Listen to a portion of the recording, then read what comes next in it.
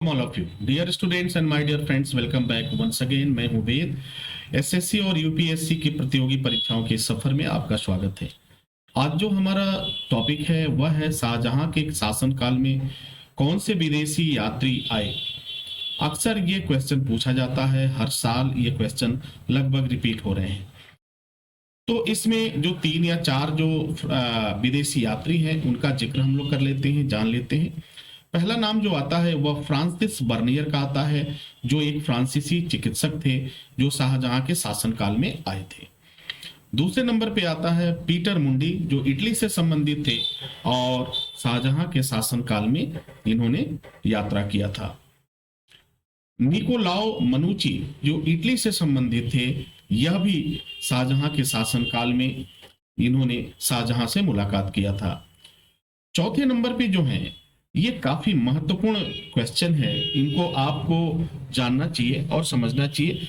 क्यों महत्वपूर्ण है और क्यों हर बार ये क्वेश्चन पूछा जाता है, यह जरूरी है।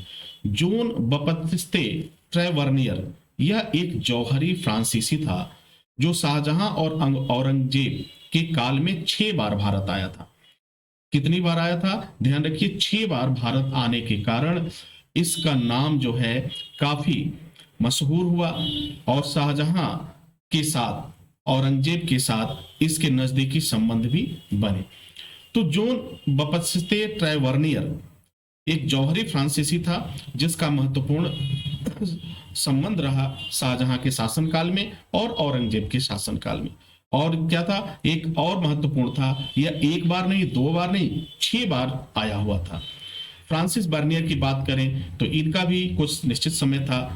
पीटर मुंडी की बात करें जो इटली से आया था, निकोलाओ मनुची जो इटली से संबंधित था, ये सभी 1 बार आए और शाहजहां से मिले। लेकिन जो जोन बपतिस्ते ट्रेवर्नियर था, जो जौहरी फ्रांसीसी था, 6 बार आया और यह 6 बार की यात्रा ये काफी महत्वपूर्ण रही।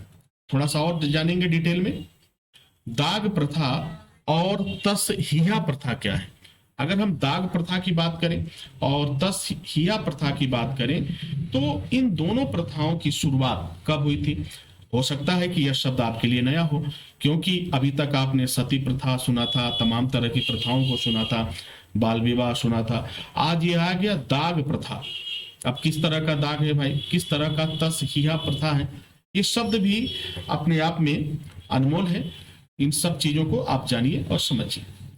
घोड़ों और सवारों की सही संख्या निर्धारित करने के लिए अकबर ने 1574 ईस्वी में दाग प्रथा की शुरुआत किया था। इस प्रथा में घोड़ों को दागने की परंपरा बनी, जो पहली बार प्रचलन में आई। थोड़ा और आगे चलेंगे। तसहिया प्रथा भी इसी समय अकबर के द्वारा शुरू की गई थी, जिसमें सैनिकों का हुलिया रखने का परंपरा था। यानी इसमें सैनिक का हुलिया आप रख सकते हैं।